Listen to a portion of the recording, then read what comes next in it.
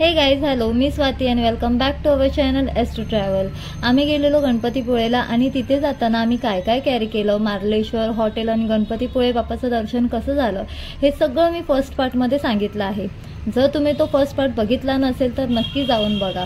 आता सेकंड पार्टमध्ये आम्ही दुसऱ्या दिवशी काय काय केलं आणि आमचं बजेट कितीचं होतं या सगळ्या गोष्टी मी शेअर करणार आहे, तर व्हिडिओ शेवटपर्यंत नक्की बघा.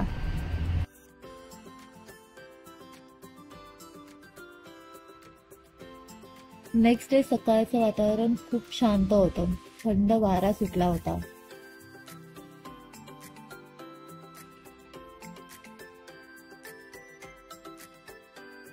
सकाळी आम्ही फ्रेश झालो आणि त्यानंतर ब्रेकफास्टसाठी टेरेसवर गेलो.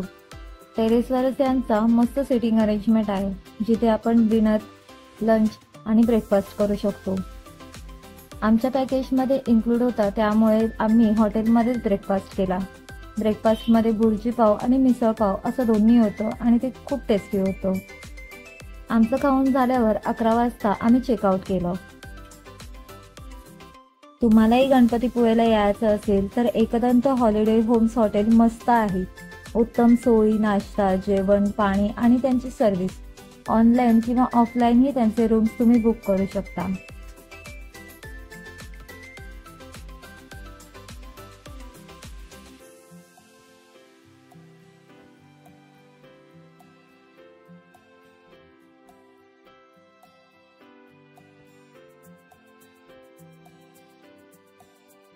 हॉटेलमधून आम्ही निघालो आणि त्यानंतर गणपतीपुळेच्या मंदिरात गेलो.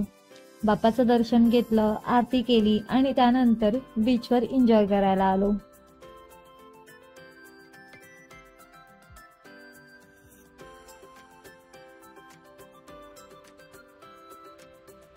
बीच खूप सुंदर आहे. या बीचवर पाणी खूप क्लीन आहे. इथे तुम्ही राईड्सही घेऊ शकता. कार, घोडा, उंट, त्याची प्राइस 100 रुपयांपासून तर वॉटर स्पोर्ट्सची प्राइस 200 रुपयांपासून आहे. जर तुम्ही ग्रुपमध्ये असाल तर तिथे तुम्ही बार्गेनिंगही करू शकता.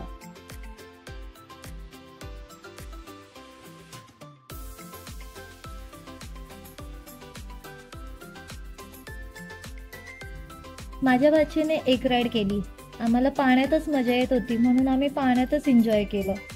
थोड्या वेळाने पेटपूजा करायची वेळ झाली आणि मग काय, बाप्पाला आणि बीचला बाय बाय करून आम्ही तिथून निरोप घेतला.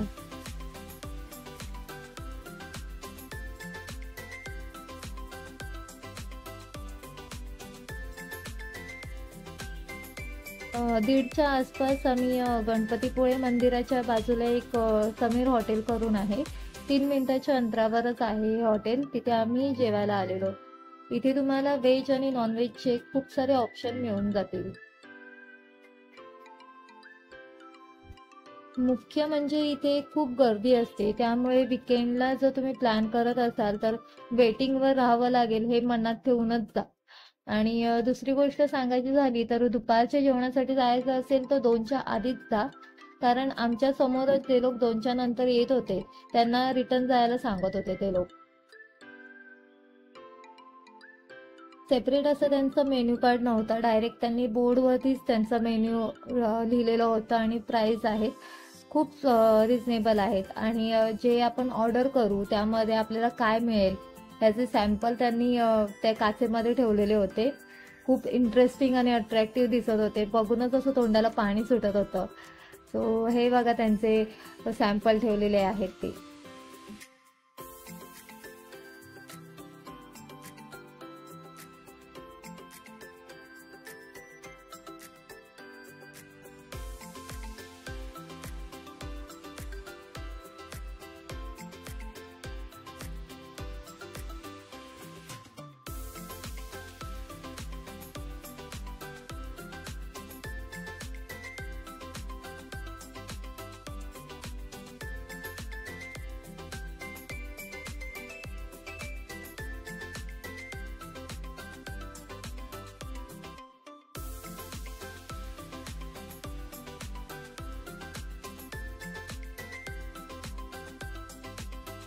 आम्ही यांची प्रॉन्स थाली, सुरमई, पापलेट आणि व्हेज थाली ऑर्डर केलेली. जशी त्या सॅम्पलमध्ये दिलेली तशीच थाली आम्हाला दिली आणि त्यात एक्स्ट्रा हाफ फिश पण होती. आणि खरंच खूप मस्त टेस्ट होती. फिश तर खूप फ्रेश होती आणि त्यांची व्हेज थाली पण तेवढीच चांगली होती. मी नक्कीच हे हॉटेल रिकमेंड करेन. तुम्ही इथे नक्कीच जा आणि यांचं फूड ट्राय करा.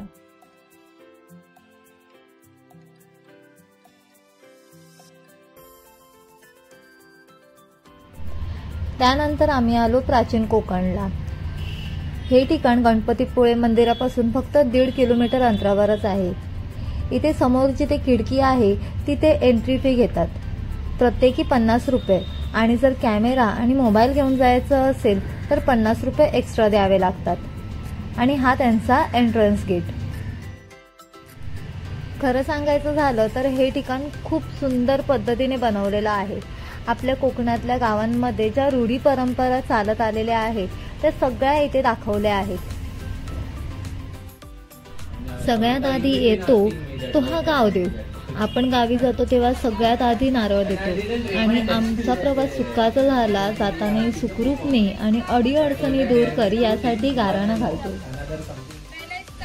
ही कडक लक्ष्मी. जेव्हा मी लहान होती तेव्हा खूप घाबरायची. गुबगुबीवाला आलाय आणि मला तो मारेल असं वाटायचं. आजकाल एक क्वचितच बघायला मिळतो. हा कोळी मामा जो मासेमारी करतोय. कोकणातली माणसं आणि मच्छी खाणार नाही असं होणारच नाही. आपल्या गावांमध्ये केस कापण्यासाठी नाभिक येतो आणि त्या माणसाला प्रत्येक घरात काय कारावकोंडी चालू आहे सगळं माहीत असतं. लहानपणी कसं आपले मम्मी लोक आपल्याला आंघोळ घालतात तसंच इथे दाखवलेलं आहे. म्हणजे आपल्या लहानपणी असतात ना, खूप साऱ्या आठवणी असतात, खेळणी असतात, त्याच्यानंतर आपण मैदानात खेळत असतो. या सगळ्या गोष्टी इथे दिसतात आणि त्या लहानपणीच्या आठवणी जाग्या होतात.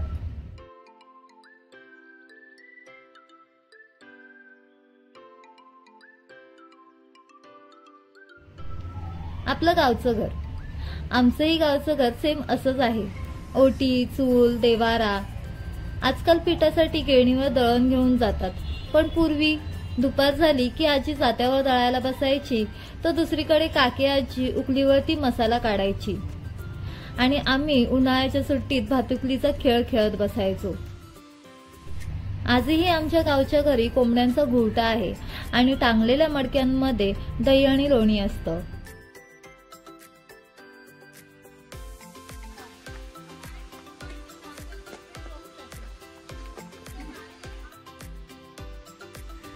हे कुंभार लोक मातीची भांडी आणि मडके बनवतात. काही मडके माडीसाठी वापरतात आणि तुम्हाला सांगायचं झालं तर कोकणातली माडी ही खूप फेमस आहे.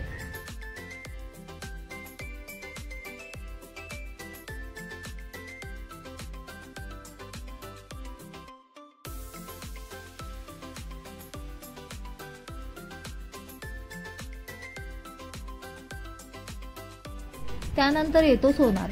पूर्वी मोठे मोठे ज्वेलरी शॉप नव्हते. गावात किंवा शेजारच्या गावात एक स्पेसिफिक घर असायचं आणि तिथेच आपल्याला ज्वेलरी बनवून भेटायची. आताच्या काळात आपल्याला जी वस्तू पाहिजे ती जागोजागी उघडलेल्या दुकानांमध्ये, सुपर मार्केटमध्ये मिळून जाते. रादर आपण ऑनलाईनही ऑर्डर करतो. पण पूर्वी गावच्या ठिकाणी अख्ख्या गावात एकच वाणी असायचा. हा जो सुतार दिसतोय तो लाकडांच्या वस्तू आणि भांडी पण बनवतो. तुम्हाला जर माहित असेल की आता खूप ठिकाणी कोकण महोत्सव असतं आणि तिथे रत्नागिरीचे स्टॉल असतात, त्यात मस्त भांडी पण असतात आणि ती भांडी हा सावंतवाडीचा सुतार करतो.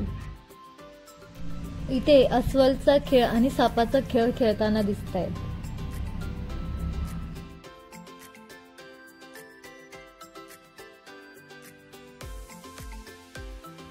500 वर्षापूर्वी सेनांमध्ये असणाऱ्या लोकांसाठी भाले आणि तलवारी बनवायचं काम हा लोहार करायचा आणि त्यांचे भाले आणि तलवारी आताही मुख्य लोकांकडे आहेत. आताही त्यांना गंज पकडलेला नाही आणि दसऱ्याच्या दिवशी या शस्त्रांची पूजा करतात. आजकाल फॅक्टरीमध्ये मशीननेच तेल काढलं जातं, पण पूर्वी घाण्यातून तेल मिळायचं. सनफ्लॉवर, पीनट किंवा कोकोनट ऑइल या सगळ्यांचं तेल घाण्यातून मिळायचं.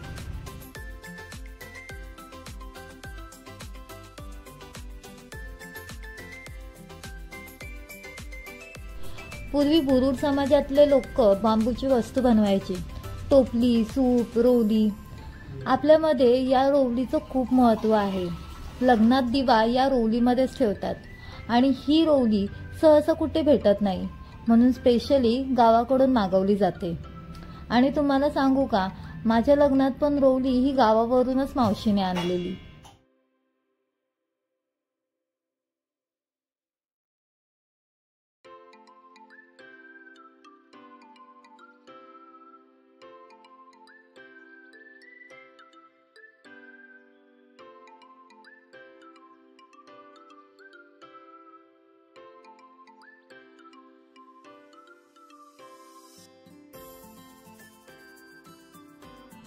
पूर्वी सगळी भांडी ही तांबा पितळेची असायची।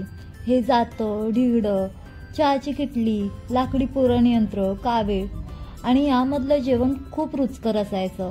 आता ही भांडी खूप क्वचित बघायला मिळतात। इथे सगळ्या प्रकारची सुकी मच्छी घेऊन बसलेली काकू दिसते। पुढे आलो आणि समजलं शेजारच्याच घरात लग्नाची तयारी आहे। म्हणजे गावांमध्ये ज्या घरात लग्न कार्य असतं, आधी त्या घरात कासर येऊन नवरी मुलीला चुडा भरतो, विडा घेतो आणि नंतरच दुसऱ्यांना बांगड्या भरतो। ही परंपरा अजूनही काही गावांमध्ये चालू आहे। इथे जे लोक दिसतायत ते चांभार जातीची लोक आहेत। ते लोक चपला बनवायचे। आधीच्या पाठमध्ये मी सांगितल्याप्रमाणे चांभार लोकांची एक कथा आहे, जी मार्लेश्वर देवाशी जोडलेली आहे। इथे मार्लेश्वर मधल्या महादेवाची गुंफा आहे। ॲक्च्युअल गुंफा ही मी पहिल्या पार्टमध्ये सांगितली आहे। जर तुम्ही तो पहिला पार्ट बघितला नसेल तर नक्की जाऊन बघा।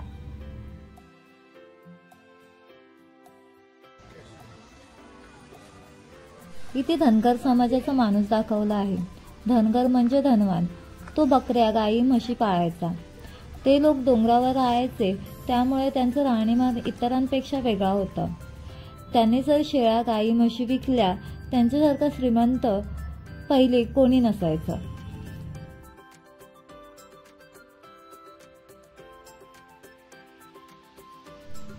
आमचं प्राचीन कोकण बघून झालं आणि त्यानंतर आम्ही बाहेर पडलो। खूप सुंदर आणि पैसा वसूल प्लेस आहे। आम्ही तर खूप एन्जॉय केलं। त्याच्याच बाजूला मॅजिक गार्डन आहे आणि त्याची एंट्रन्स फी 250 पर पर्सन आहे आणि जर कॅमेरा घेऊन जायचं असेल तर 250 एक्स्ट्रा चार्जेस। पण आम्हाला निघायला लेट होत होतं, त्यामुळे मॅजिक गार्डनचा प्लॅन आम्हाला कॅन्सल करावा लागला। या व्हिडिओच्या शेवटी मी आमच्या 2 दिवसाच्या ट्रिपचा बजेट दिलेला आहे। आमची गणपतीपुळेची ट्रिप आणि 2 दिवसात कव्हर केलेले बाकीचे स्पॉट तुम्हाला कसे वाटले हे कमेंट करून नक्की सांगा। आणि जर माझा व्हिडिओ आवडला असेल तर व्हिडिओला लाईक करा आणि शेअर करा आणि सबस्क्राईब केलं नसेल तर नक्की सबस्क्राईब करा। थँक्यू।